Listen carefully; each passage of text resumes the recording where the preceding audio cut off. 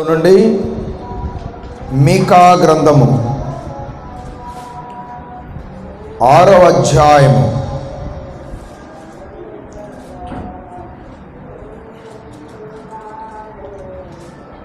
8వ వచనంలో ఉన్నటువంటి ఒక మాట మనం చదువుకుందాం. మనుషుడా, ఏది ఉత్తమమో అది నీకు తెలియజేయబడి ఉన్నది. న్యాయముగా నడుచుకొనుటయు, కనికరమును ప్రేమించుటయు, దీన మనస్సు కలిగి నీ దేవుని ఎదుట ప్రవర్తించుటయు, ఇంతే కదా యెహోవా నిన్ను అడుగుచున్నాడు. ప్రియులారా, చదువుబడిన దేవుని మాటలు గమనించినట్లయితే భూలోకంలో మానవ జీవితం ఎప్పుడూ ఒకే విధంగా ఉండదు. భూలోకంలో మానవ జీవితం ఎన్నో పరిస్థితులను ఎదుర్కొంటూ, ఎన్నో పరిస్థితులను జయిస్తూ ముందుకు కొనసాగుతూ ఉంటుంది. కొన్ని సందర్భాలలో సంతోషం, కొన్ని సందర్భాలలో దుఃఖం, కొన్ని సందర్భాలలో ఆవేదన, కొన్ని సందర్భాలలో మనోవేదన, కొన్ని సందర్భాలలో ఆనందం, కొన్ని సందర్భాలలో పట్టజాలనంత ఆనందం ఈ లోకంలో మానవ జీవితం అనుసరిస్తూ కొనసాగుతూ ఉంటుందన్నమాట. అయితే ప్రియులారా, మనుషుడు ఈ లోకంలో తనకు నచ్చినట్లుగా ప్రవర్తించడం కాదు, కానీ మానవ జీవితం విజయవంతంగా స్థిరపడాలంటే, మానవ జీవితానికి ఒక అర్థాన్ని కలిగి ఉండాలంటే, మానవ జీవితానికి దేవుని ఎదుట ఒక అమూల్యమైన విలువను కలిగి ఉండాలంటే, దేవుడిచ్చినటువంటి వాక్య ప్రకారము ఈ లోకంలో మానవుడు జీవించవలసిన అవసరం ఉన్నది. ఇష్టానుసారమైన మార్గాలలో మానవుడు నడుస్తూ మంచి జరగాలి, దేవుడు నన్ను అంగీకరించాలి, దేవుని రాజ్యములో నేను ఉండాలని కోరుకోవటం అది ఏమాత్రం దేవుని చిత్తమైన ఆలోచన కాదు. ప్రియులారా, ఎందుకు ఈ మాట మీకా గారు తెలియజేస్తున్నారు? ఎవరి గురించి మీకా గారు ఈ మాట తెలియజేస్తున్నారు? మనుషుడా, ఏది ఉత్తమమో అది నీకు తెలియజేయబడి ఉన్నది. న్యాయముగా నడుచుకోవటం, కనిక్రమగా ఉండటం, ప్రేమ కలిగి ఉండటం, దీన మనసు కలిగి ఉండటం, ఆ తర్వాత దేవుని ఎదుట మంచి ప్రవర్తన కలిగి ఉండటం, ఇది దేవునికి ఇష్టమైనది, ఉత్తమమైనది. మరి నువ్వేం అనుసరిస్తున్నావు? ఎవరితో మాట్లాడాడు ప్రవక్త గారు? ఇజ్రాయేలీలతో మాట్లాడారు. ఈ అనుభవాలకు వారు దూరంగా ఉన్నారు. అలనాడు వారు ఎలా ఉన్నారు? వారి ఆలోచనలు ఎలా ఉన్నాయి? ఒక్కసారి మనం దేవుని వాక్యాన్ని గమనించినట్లయితే వారి ఆలోచనలు దేవునికి విరోధంగా ఉన్నాయి. వారు ఏం మర్చిపోతున్నారు? వారు ఏ విషయంలో కృతజ్ఞత లేని వారిగా ఉన్నారు? 4వ వచనాన్ని మనం చదువుకుందాం. ఏ విషయంలో వారు కృతజ్ఞత లేని వారిగా ఉన్నారు? ఐగుప్తు దేశములో నుండి నేను మిమ్మను రప్పించి తిని, దాసగృహములో నుండి మిమ్మను విమోచించి తిని, మిమ్మను నడిపించుటకాయ మోషే, అహరోనులను, మిర్యాములను పంపి తిని. ఇక్కడ మీరు గమనించండి, పంపేవారు లేకపోతే నడిచేవారు ఉండరు. అందు నిమిత్తమై మోషే గారు అలనాడు ఒక భయంకరమైనటువంటి దాసగృహంలో నుండి వారిని బయటకు తీసుకొచ్చిన తర్వాత వారిని వదిలేయలేదు. వారిని నడిపించడానికి కొంతమందిని నియమించాడు. అహరోను గారు, మిర్యామ గారు, వీళ్ళందరిని కూడా నియమించాడు. దాస్యగృహంలో నుండి వారు బయటకు రాకముందు వాళ్ళ పరిస్థితి ఏంటండి? భయంకరమైనటువంటి బానిసత్వం, శ్రమలు, నలిగిపోయిన జీవితం. ఐగుప్తీయులు వారిని ఎలా వాడుకోవాలంటే ఆ విధంగా వాడుకున్నారు. చాకిరీ చేయలేక, శ్రమలు భరించలేక, కష్టాలు ఓర్చుకోలేక, ఎవరికి చెప్పుకోవటానికి కూడా అవకాశాలు లేక అలమటిస్తున్న సమయంలో వారికి ఎవరు గుర్తొచ్చారంటే వాళ్ళ సృష్టికర్త అయిన దేవుడు గుర్తొచ్చాడు. అయ్యా, మా మొర ఆలకించండి, మా పట్ల దయ చూపించండి, మమ్మల్ని కరుణించండి. ఈ భయంకరమైన బానిసత్వము నుండి మమ్మల్ని విడిపించండి అయ్యా అని మొరపెట్టుకున్నప్పుడు దేవుడు వాళ్ళ మొర ఆలకించాడు. అద్భుతంగా ఆ భయంకరమైన బానిసత్వము నుండి వారిని విడిపించడానికి దేవుడు ఇష్టపడ్డాడు. కానీ వారు ఆ సంగతి మర్చిపోయారు. వారి సంతానమంతా కూడా భయంకరమైన నలిగిపోయిన స్థితిలో, కనుమరుగైపోతున్న స్థితిలో దేవుడు వారి పట్ల ఎలాంటి గొప్ప కార్యాలు చేశాడో అవన్నీ కూడా మర్చిపోయారండి. మానవ జీవితం మర్చిపోయే జీవితం, మానవ జీవితం కృతజ్ఞలేని జీవితం. కానీ దేవుడు ఆ జీవితాన్ని అంగీకరించడం లేదు. దేవుడు ఆయన చిత్తానుసారమైన జీవితాన్ని అంగీకరిస్తాడు, ఆయనకి విరోధమైన జీవితాన్ని దేవుడు అంగీకరించడు. క్రియలను బట్టి దేవుడు ప్రతిఫలాలు ఇస్తానన్నాడు, శిక్షిస్తానన్నాడు. అందుకే నువ్వు ఏ విధంగా నడుస్తున్నావు, ఎవరితో నడుస్తున్నావు పరిశీలన చేసుకో. దేవుని ఉద్దేశం ఏంటంటే నువ్వు దేవునితో నడిచే జీవితాన్ని కలిగి ఉండాలని దేవుని ఉద్దేశం. భూలోకంలో నువ్వెంత కష్టపడ్డా, నువ్వు ఏది కలిగి ఉండాలని ప్రయాసపడ్డా, కానీ ఆత్మీయతలో దేవునితో నడిచే మనసు కలిగి ఉంటేనే అద్భుతాలని జీవితంలో చూడగలుగుతావు. దేవుని మాట వినగలిగితేనే, దేవుని మాటకు ప్రాధాన్యత ఇవ్వగలిగితేనే అద్భుతాలు చూడగలుగుతావు. అందుకే మొదటి నుంచి అంటున్నాడు, యెహోవా సెలవించు మాట ఆలకించుడి. నీవు వచ్చి పర్వతములను సాక్ష్యము పెట్టి వేద్యమాడమో, కొండలకు నీ స్వరము వినబడనిమ్మో. తన జనుల మీద యెహోవాకు వేద్యము కలదు. ఆయన ఇశ్రాయేలు మీద వేద్యమాడుచున్నాడు. నిశ్చలమై భూమికి పునాదులుగా ఉన్న పర్వతములారా, యెహోవా ఆడు వేద్యము ఆలకించుడి. నా జనులారా, నేను మీకేమి చేసి తిని, మిమ్మును ఎలా ఆయాసపరిచితిని అది నాతో చెప్పండి. నేను మిమ్మల్ని ఆయాసపరిచానా? మిమ్మల్ని నేను ఇబ్బందులు పెట్టానా? నో, మీకు మేలే చేశాను. ఆ మేలును మర్చిపోవద్దు. మిమ్మల్ని మీరే ఆయాసపరచుకోవద్దు, బలహీనపరచుకోవద్దు. ఇప్పుడు ఈ స్థితిని బట్టి మీరు హెచ్చించుకోవద్దు, ఆయాసపరచుకోవద్దు. నీ మొదటి స్థితిని ఒకసారి జ్ఞాపకం చేసుకుంటే ఇప్పుడు ఈ స్థితి నీకు ఎలా ఉంటుంది? ఒక గొప్ప ఆనందాన్ని కలిగిస్తూ ఉంటుంది. మొదట ఎలాంటి స్థితిలో ఉన్నాం, ఇప్పుడు ఎలాంటి స్థితిలో ఉన్నాం, ఈ స్థితిని అనుగురించిన దేవునికి మనం ఎలాంటి కృతజ్ఞత భావాన్ని కలిగి ఉన్నామో పరిశీలన చేసుకోవలసిన అవసరం మనకున్నది. ఈ విధానం ఎవరిలో లేదు? ఇజ్రాయిలీలలో లేదు. ఒక భయంకరమైన ఐగుప్తు బానిసత్వంలో నుండి దేవుడు విడిపించి పాలు తేనెలు ప్రవహించు కానాను దేశంలో ఆనందకరంగా నడిపిస్తూ ఉన్నప్పుడు ఏమంటే ఆ గొప్ప దేవుని యొక్క ఆ సహవాసాన్ని మర్చిపోయారు. ఆయనతో నడిచే అనుభవాలను మర్చిపోయారు. చూడండి, దేవుని బిడ్డలై ఉండి దేవునితో నడిచే అనుభవాలను మర్చిపోతే ఎలా ఉంటుందో కొంతమందిని జ్ఞాపకం చేశాడు. 5వ వచనం చదవండి. ఎలా ఉంటుందో కొంతమందిని జ్ఞాపకం చేశాడు. నా జనులారా, యెహోవా నీతి కార్యములను మీరు గ్రహించున్నట్లు మోయాబు రాజైన బాలాకు యోచించిన దానిని బేరు కుమారుడైన బిలాము అతనికి ప్రత్యుత్తరముగా చెప్పిన మాటలను సిత్తీము మొదలుకొని గిల్గాలు వరకు జరిగిన వాటిని మనసుకు తెచ్చుకోండి. ఒక్కసారి మనసుకు తెచ్చుకోండి.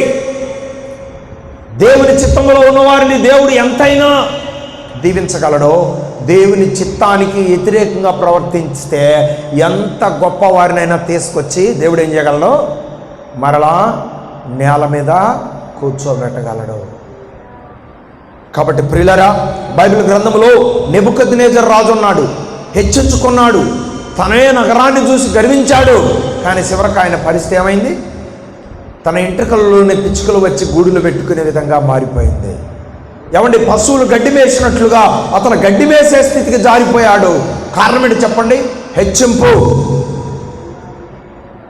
సౌలు మహారాజు తిరుగులేని వ్యక్తిగా దేవుడు ఎన్నుకున్నాడు ఇజ్రాయేలును పరిపాలించడానికి. కానీ దైవజనులు చేయవలసిన పని అతను చేయటం ద్వారా అతను హెచ్చరించబడ్డాడో చివరికి ఆయన గొప్ప రాజరికాన్ని కోల్పోవటానికి కూడా కారణమయ్యాడు. దేవుడు చెప్పిన పని చేయకుండా తన ఇష్టాన్ని నెరవేర్చడం ప్రారంభించాడు. హాయి పట్టణంలో ఉన్న వాటిని హతము చేసినామంటే మేలిమి కలిగిన వాటిని మిగిల్చుకొని తన ప్రాంతానికి తెచ్చుకున్నాడు. నేను చెప్పింది ఏంటి, నువ్వు చేసింది ఏంటి? నీ ఆలోచన ప్రకారం నువ్వు ఉన్నావు గనుక నా ఆలోచన ప్రకారము నీ రాజరికము నీలో నుండి నేను తీసివేస్తున్నాను అన్నాడు. గమనించారా? బిలాము అంటే ఎవరండి? అతను ఏది చెప్తే అది జరుగుద్ది. దేవుడు ఆ భాగ్యం ఇచ్చాడు. కానీ అతను బాలాకు మాటలు విని దీవించవలసిన పిల్లలను చెప్పించడానికి బయలుదేరి వెళ్తే దేవుడు ఏం చేశాడు?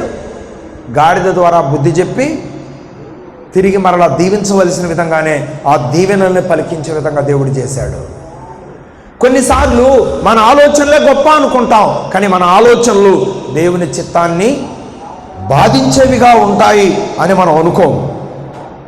మన ఆలోచనలు ఏమంటే దేవుని చిత్తానుసారంగా ఉన్నాయి అని ఎప్పుడు మనము నిరూపించుకోగలమంటే నేను దేవునితో నడిచే వ్యక్తిగా ఉన్నాను అని అప్పటికప్పుడు మనలను మనం పరిశీలన చేసుకునేటప్పుడు ఏమీ లేనప్పుడు నువ్వు అలానే ఉంటావు.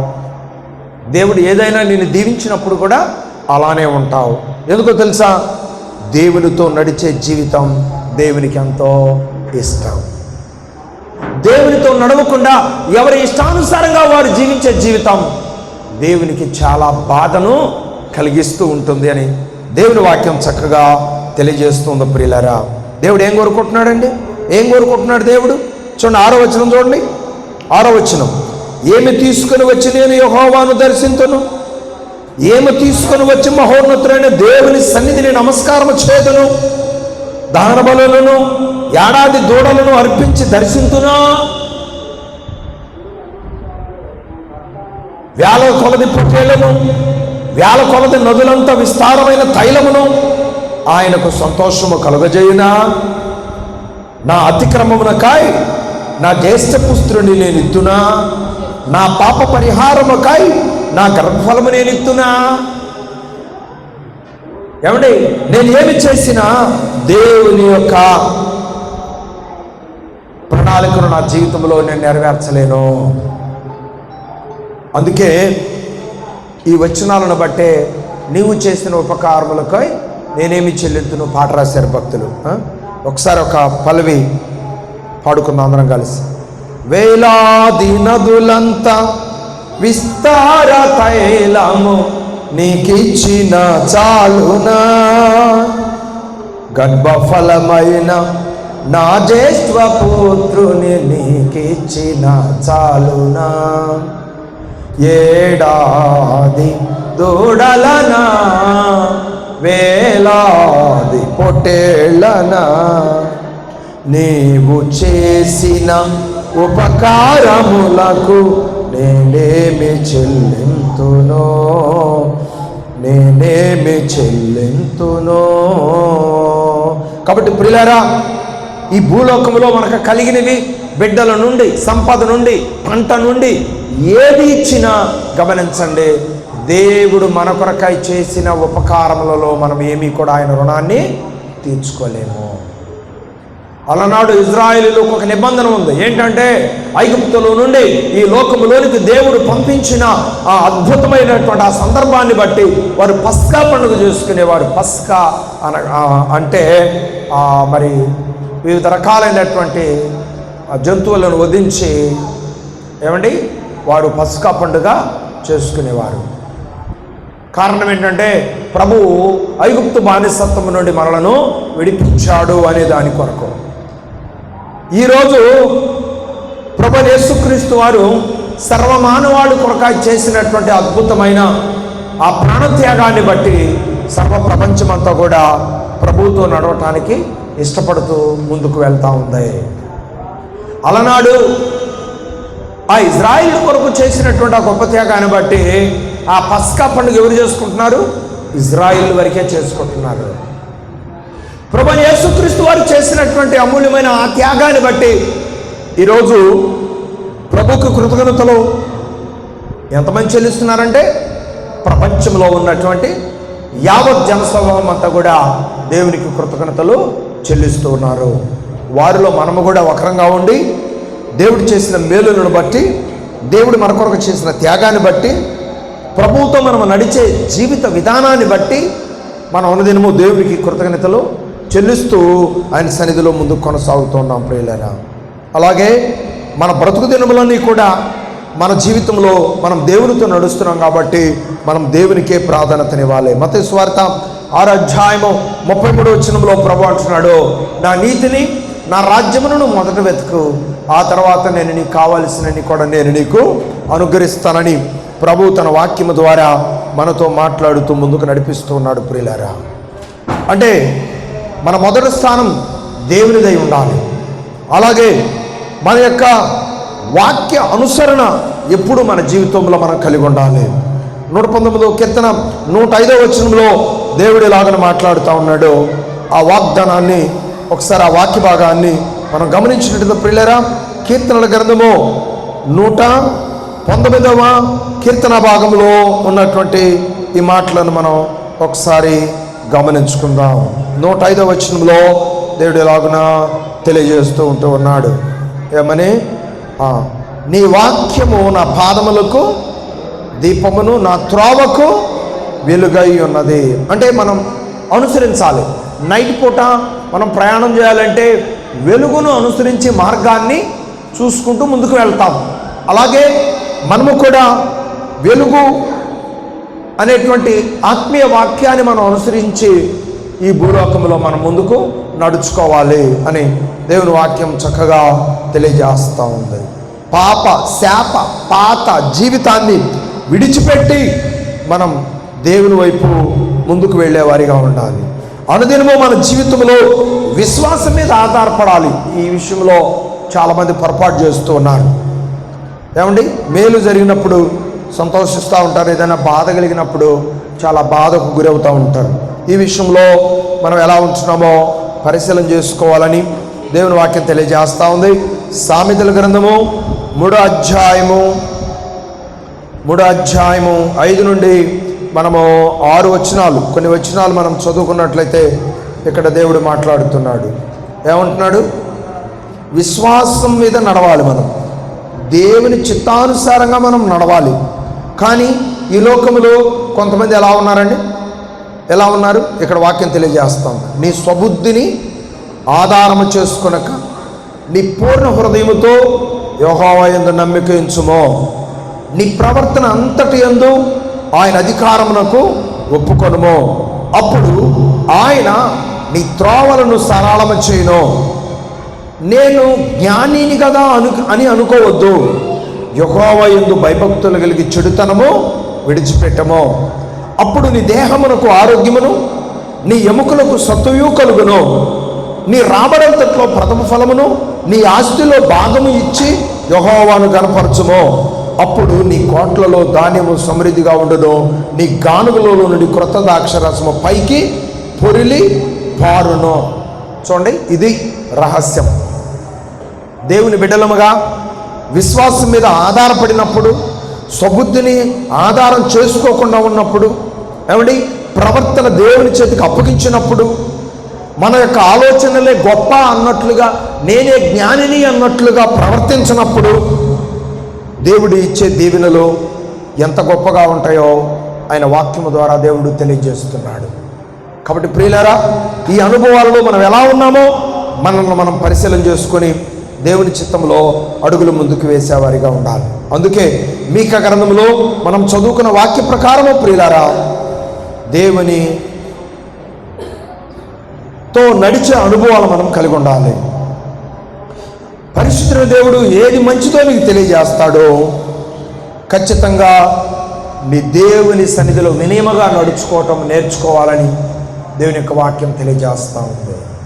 ఆ వినయమే మన జీవితానికి ఆశీర్వాదకరం. ఆ వినయ జీవితమే మనము అంచెలంచెలుగా అభివృద్ధి చెందటానికి శ్రేయస్కరం. దేవునితో నడితే జీవితం ఈ అనుభవాలన్నిటిలో మనలను స్థిరపరుస్తుంది, నడిపిస్తుంది. ఆయన చిత్తాన్ని నెరవేర్చే విధంగా చేస్తుంది అనే అద్భుతమైనటువంటి ఈ అనుభవాలను, ఈ సందర్భాలను మర్చిపోకుండా దేవుని ప్రణాళికలో ముందుకు కొనసాగాలని తెలియజేస్తూ, దేవునితో నడిచే జీవితాన్ని మనం కలిగి ఉన్నామో మన బ్రతుకు దినములని దేవుడు క్షేమాన్నిచ్చి అభివృద్ధినిచ్చి నడిపిస్తాడని తెలియజేస్తూ నేను ఈ మాటలంతటితో ముగిస్తూ ఉన్నా. దేవుడి మాటలు దీవించునుగాక. ఆమేన్, ఆమేన్.